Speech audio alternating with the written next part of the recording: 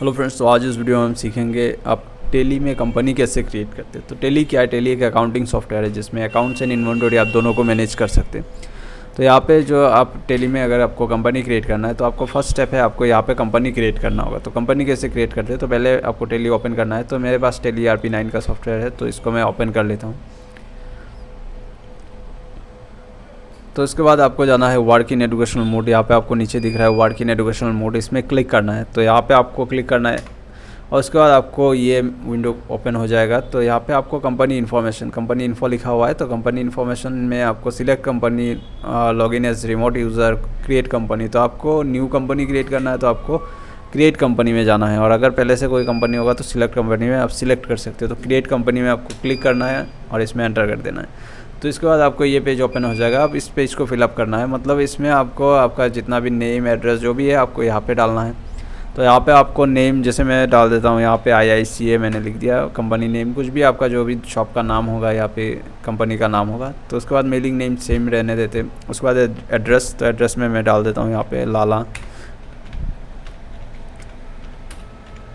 तो यहाँ पे मैंने एड्रेस लिख दिया लाला सेंट्रल रोड। उसके बाद यहाँ पे 2-3 लाइन एड्रेस के लिए दिया गया है, तो आप लिख सकते हो और भी। और उसके बाद कंट्री ऑलरेडी सिलेक्टेड है यहाँ पे इंडिया। उसके बाद स्टेट आपको सिलेक्ट करना है आसाम।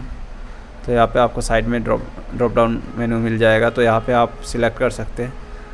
और उसके बाद आपको पिन कोड, तो यहाँ पे मैं पिन नंबर डाल देता हूँ।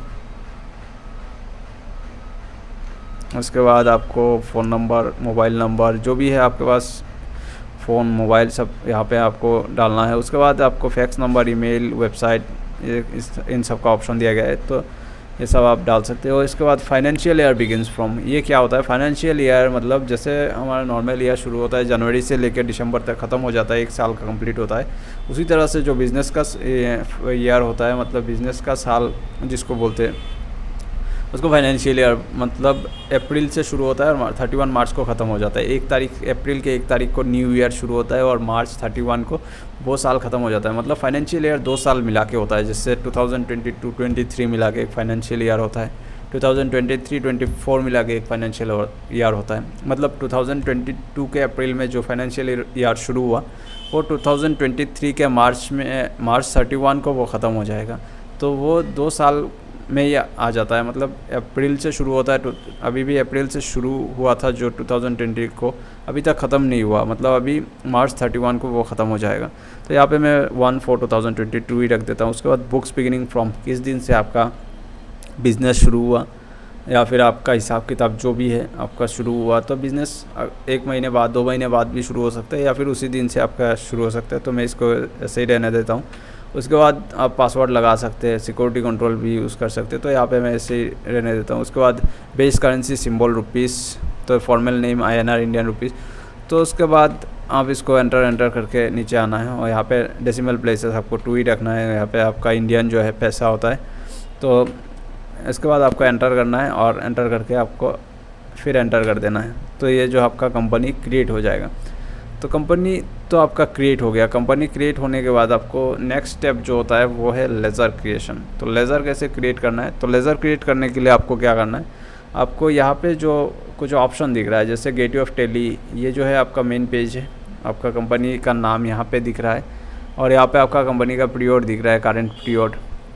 और ये जो है गेटवे ऑफ टेली, यहाँ पे आपको मास्टर, यहाँ पे अकाउंट इन्फॉर्मेशन, इन्वेंटरी इन्फॉर्मेशन, ये जो है आपको transaction, accounting voucher, inventory voucher. और यहाँ पे जो है आपको report, balance sheet, profit and loss, stock summary, ratio analysis, display, आपको सारा कुछ यहाँ पे दिख जाएगा। तो ये आपको अभी समझ में नहीं आएगा। तो पहले आपको, अगर यहाँ पे अकाउंटिंग इन्फॉर्मेशन क्या है, अगर हमें कंपनी क्रिएट कर लिया, उसके बाद हमें लेज़र क्रिएट करना होगा। तो लेज़र मतलब क्या है? जैसे हर एक नाम, जैसे कुछ भी अकाउंट होता है, जैसे अकाउंटेंसी में हम, जैसे मान लीजिए cash account, bank account, salary account, हर नाम को हम लेज़र अकाउंट बोलते हैं। जैसे अगर मुझे कोई भी ट्रांजैक्शन करना है तो 2 लेज़र के बीच में ट्रांजैक्शन करना होगा, लेज़र अकाउंट के बीच में, तो उनको बोलते हैं लेज़र। तो अगर आपको लेज़र क्रिएट करना है, तो जैसे मान लीजिए मुझे कुछ ख़रीदना है या सेल करना है, या फिर किसी को पेमेंट करना है, जैसे किसी को मैं पैसा दे रहा हूँ, तो उसका नाम कुछ होगा, जैसे राम, उसका नाम मैंने राम अकाउंट लिख दिया।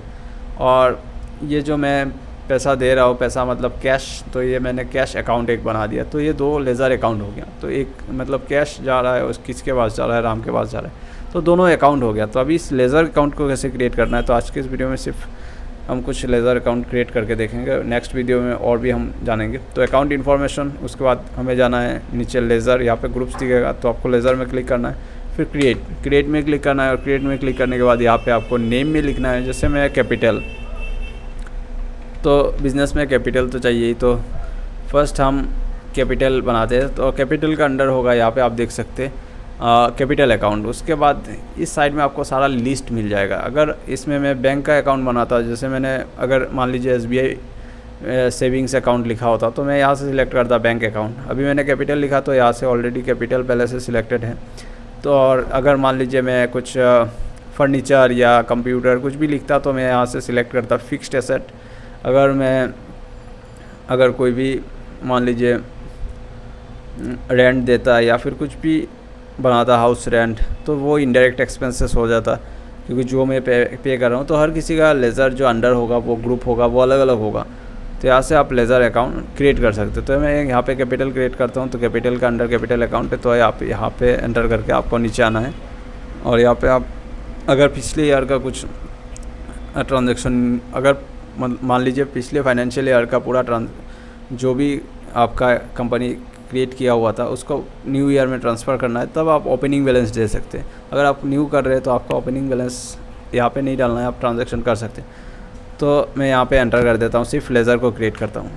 तो आज के इस वीडियो में इतना। वीडियो अच्छा लगे तो सब्सक्राइब कीजिए, लाइक कीजिए, शेयर कीजिए। Thank you.